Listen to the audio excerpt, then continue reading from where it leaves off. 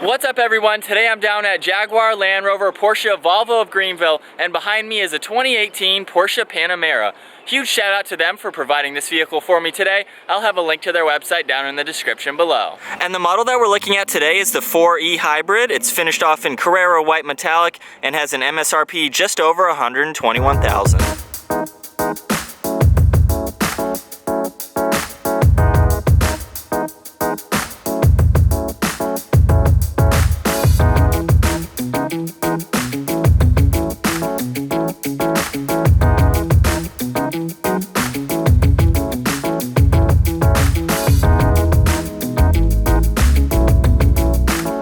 Under the hood is a twin-turbo 2.9-liter V6 paired only to the 8-speed PDK dual-clutch automatic with steering wheel-mounted paddle shifters. This engine produces 330 horsepower at 5,200 RPM and 331 pound-feet of torque as low as 1,700 RPM.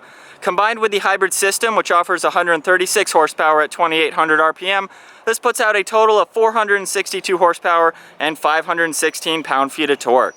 It is all-wheel drive, weighs around 5,200 pounds. 0 to 60 can happen in 4.2 seconds with a top speed of 173 miles an hour. And with a fuel capacity of 23.7 gallons, you can expect the MPG to be 24 in the city and 31 on the highway. Up to 31 miles on the electric power alone, and has a combined engine electric MPG of 52 miles per gallon. The wheelbase measures 116.1 inches, it has an overall length of 198.8, the width is 76.3, and it has a height of 56.4 inches. As far as the hybrid system goes, this has a 3.6 kilowatt charger, which is standard, a 7.2 kilowatt charger is optional, and a minimum full charge is roughly 3 hours. Starting up front, this vehicle features LED matrix headlights with a very nice intricate pattern in them. A forward-facing camera and 6 parking sensors come standard. The lower grille has been redesigned with integrated LED turn signals on either side, and there are very nice lines coming along the hood. Moving on to the side, this vehicle features 4-wheel disc brakes with the rotors measuring 16.1 inches up front with 6 piston calipers and 15 inches in the rear with 4 piston calipers. Standard wheels are 20 inches. This has the optional 21-inch alloy wheels finished off in silver platinum. It features adaptive suspension along with power folding side mirrors with integrated turn signals and a camera on the underside as part of the 360-degree camera. It can feature rear wheel steering, which will turn the rear wheels in the opposite direction up to 2.8 degrees under 32 miles an hour. Carbon ceramics are optional as well, and this does feature regenerative braking. All of the logos are also green, which helps differentiate this from the regular models. And finishing up in the rear with the power spoiler, standard LED taillights along with the LED bar that runs the length of the rear, a power liftgate, standard backup camera and parking sensors, and of course the dual exhaust. And now with the key, we'll go ahead and take a more in-depth view of the interior, and as long as I have the key on me, I'll go ahead and place my hand in the door handle. It'll automatically unlock all 4 doors. The door panel is finished off in dark walnut leather, has a very nice feel to it, along with white stitching running along the side. All of the side windows are automatic up and down with the hatch and gas cap release. Power folding side mirrors again that are heated as well with the window lockout. Very nice aluminum release handle with all of the memory seat adjustments and more wood trim running along the side of that. This has a 14-speaker Bose audio sound system with some more storage space behind that. There's Panamera 4 written out on the door sill. And now we'll take a look at the brown walnut leather seats. They have a really nice feel to them with perforated leather running along the inside of them. You can adjust the front portion of the seat by using a control on the outside to make you more comfortable. They have a 14-way power adjustability and 4-way power lumbar adjustability support. They're heated and massaging as well. Once inside, we're greeted with more dark walnut leather on either side, along with some wood trim pieces on the top and bottom section. The controls on the right side, you have your Bluetooth. These control one of the 7-inch screens, which I'll show here in a second. The buttons on the left side control the other 7-inch screen. The button on the lower right will go through the different driving modes, so twisting on that, we can go between e-Power, Hybrid, Sport, Sport Plus, and Individual. This also has the steering wheel mounted paddle shifters as well, finished off in aluminum, have a nice solid click to them. So using the buttons on the right side of the steering wheel, we can look at the right 7-inch screen. We can look at navigation, go through different trip meters and vehicle information, tire pressure, where the power is being sent in the car along with the power of it, your consumption using the batteries along with boost and a G-force meter, and then there's a lap timer as well. And using the buttons on the left side, we can take a look at speed limit, your trip, your hybrid assistance, how much power is being sent, along with more of the navigation. And then taking another look at the center gauge setup, you have your tach right in the center along with your shift pattern, temperature on the left side as well.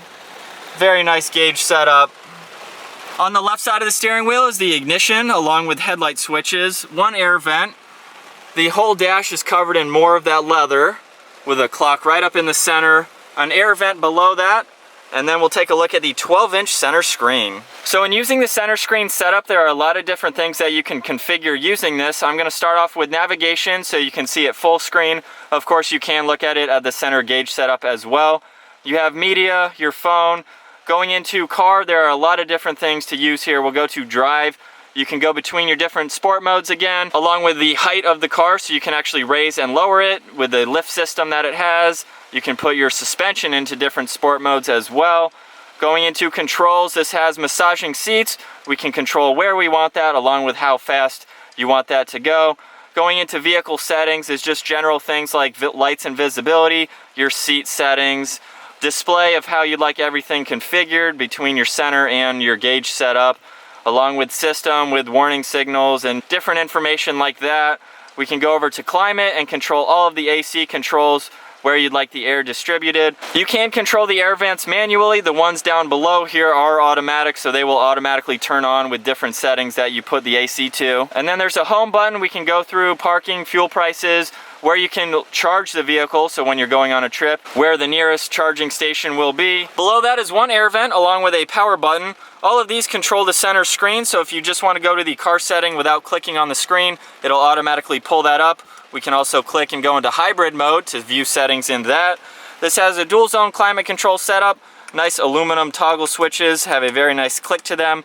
You can control both sides. Hazard switch and volume in the center. On the left and right is more AC controls along with the heated and ventilated seats. So we can just click on that to view the heated seats, turning those on and off. Sport suspension setup along with traction control button behind that, and the electronic parking brake. Moving on to the shifter, if we just pull on the lever up front and push this all the way into reverse, you'll see the backup camera light up along with the 360-degree view, and then moving it all the way back into drive, you'll see the front camera light up. I have noticed driving this that the front camera will shut off about 10 miles an hour, and we can just push on the button on the back and that will put it back into park. Behind all that, there's a little compartment with the cigarette lighter and a tray in there. Two cup holders. Taking a look at the center compartment space, have a good amount of room with a 12-volt and USB in the back. And then taking a look at the glove box, definitely have a good amount of room down there. Very nice wood trim and aluminum finishes on the front dash. We'll take another look at these beautiful leather seats.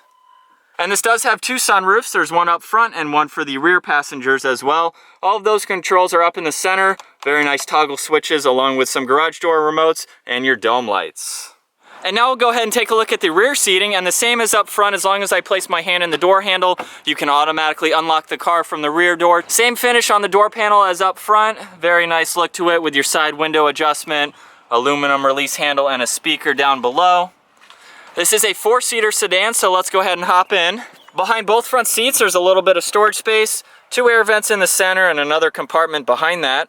The rear seats are heated, so those controls are on either side. The center toggle switch will control the sunshade up top, so you have that option there. Behind that is a nice wood finish piece that reveals two cup holders underneath it with a 12-volt in the back. You can remove this compartment to reveal the second cup holder. And then moving to the center pullout, when you have that armrest down, there's a little bit of storage space underneath that. Taking a look at the legroom now, with the seat set at my height in the front, 5'10", I do have a good amount of legroom and equally have as much headroom as well. We'll go ahead and take a look from the rear here. And with a moonroof for the rear passengers, the dome lights have been moved to the sides. There's also two more air vents on the B pillar for the rear passengers. And the rear seats have a 60-40 split to them again. You can remove this cover if you need to put anything in there that's larger. And now we'll go ahead and take a look at the rear storage space, and I can either hold the button on the key fob or walk up to the vehicle. Of course, it will automatically open up. With the seats up, there's about 14 cubic feet of storage space, and with the seats folded flat, it goes up to 44 cubic feet of storage space. There's a 12-volt on one side. All of the charging cables and everything for the hybrid system are in that bag right there. You can remove this cover if you need a little bit more room. Definitely a lot of room back here, a little bit of a net on the left side. Even with the seats down, you can remove this. Definitely plenty of room back here. We can go ahead and push on the button on the top to close it up. So now it's time to get the hybrid out on the road now. And aside from it raining in today's video, this has been an awesome car to be able to check out today. We'll go ahead and start it up, put it into drive. It is kind of odd to not hear it on the startup. So the first thing that I want to go over while I'm getting out of the parking lot here is the overall visibility. When I first hopped in this car, I had to move it out from where it was parked at the dealership, and the visibility in this, especially with the 360-degree camera, was so incredible. I was able to back out of a very tight spot, do a couple maneuvers. It was more of like a 4-point turn, but it was very easy to maneuver this. The front-facing camera was really nice to have, and I found out that it stays on until you're about 8-9 miles an hour, which is really nice. So that makes it very easy in this car to be able to see pretty much every point. And there is a camera underneath both side mirrors which help with that camera system. So your overall visibility, even without using that system, you can obviously clearly see out of the front. There's another window in front of both side mirrors which really help you too. You can easily see over your left and right shoulder. Not too much of a blind spot behind you there. And the rear glass is very large, so even looking out of my rear glass, I can easily see traffic behind me or anything that's behind me there. So overall, it's a very easy car to be able to maneuver in tight situations. Moving on to the general comfort now. Putting a couple miles on this so far, I really like how it feels. The seats hold you well. There's little notches on both sides of the steering wheel, so it's really nice to grip on the steering wheel. Taking turns, it has little body roll for how much it weighs. It definitely takes turns really nice. So I'm gonna go ahead and go between some of the different driving modes. I'm gonna put it in e-power right now. That is purely electric. And it definitely doesn't have that much power in pure electric mode, that's for sure. Just going through a couple gears there, it didn't really put you back in your seat or anything like that. I'm gonna go over to Sport Plus. So Sport Plus pretty much utilizes every horsepower that this car has to offer. So the engine and the battery system will work together to give you pretty much all that power at the disposal of your right foot. So we're gonna downshift to third gear. Ooh. Wow, that is a huge difference compared to just the batteries alone. Definitely puts you back in your seat a good bit. Brakes do a great job. They also have regenerative power, so you can charge it while you're slowing down there, going around a turn. For a car that weighs just over 5,000 pounds, this definitely handles well. There's pretty much no body roll in it, which is nice to see. It sounds a lot better when you have it in the engine mode. On pure electric, there's pretty much nothing that you're going to hear. But going over the overall ride quality of this car, it's very quiet on the inside.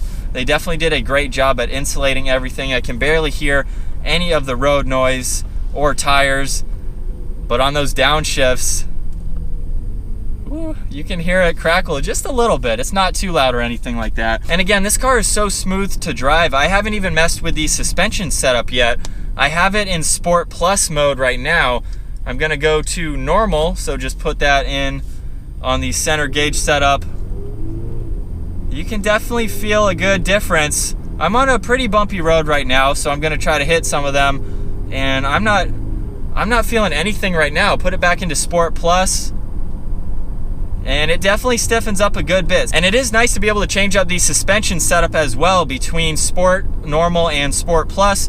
Depending on the driving that you're doing with this car, you can make it really nice and comfortable if you're just daily driving it, or if you want to take it to the track or back roads, you can do that as well. There's also a lift feature on this car too, low, medium, and high. I wasn't able to see if that is controlled based on the speed or just what you'd like to put it in. So I'm sure at higher speeds it will lower the car to help improve any aerodynamics and things like that. So moving on to the overall fit and finish now of this car, everything is so premium feeling. As I've put a couple miles on this now, just looking at everything, I really like the layout. You have two center screens on either side of the tack, which is really nice to see. I have the navigation screen pulled up on one side, but it is nice just to see that gauge setup. You have a shift indicator as well, so you can see what gear you're in, and then your speedometer right next to that. But everything is so nicely laid out. The center has very minimal buttons on it, so you have the large center screen up front, a couple buttons below that and to the left and right of the shifter, but everything goes away when the vehicle is off, so it's a very nice clean look. The rear seats too are very comfortable. For only being two seats back there, there's nothing in the center. They're kind of like a sport bucket seat, so they're just like up front. You have heated controls as well, which is nice to have, but there is a good amount of room back there. They do have a 60-40 split to them too, so if you need to throw anything in the back with the hatchback style of this car, you can easily put anything in the back that you need. So this is definitely a very versatile and fun car to drive. You can take it out on back roads, have 4 people in the car, and just go out and have some fun with it. So with it in Sport Plus mode, again, I'm gonna take it around another turn here and just give it a little bit of gas. Nothing too crazy, of course. Woo. Oh man, it definitely gets up, that's for sure. And now we'll go ahead and take one last look from the passenger side. Very nice premium feeling leather again, all on the door panel with wood trim and aluminum accents running along the center setup. Very clean looking center console. We'll take a look at the rear passenger seats. I have them folded down so you can get this perspective as to how much space you have in the back. So that is my walk around review and test drive of the 2018 Porsche Panamera 4e Hybrid. Definitely an awesome car to get behind the wheel of. Has plenty of power, great technology. I hope you guys enjoyed that video. If you did, be sure to give it a thumbs up, smash that subscribe button. I will see you guys next video.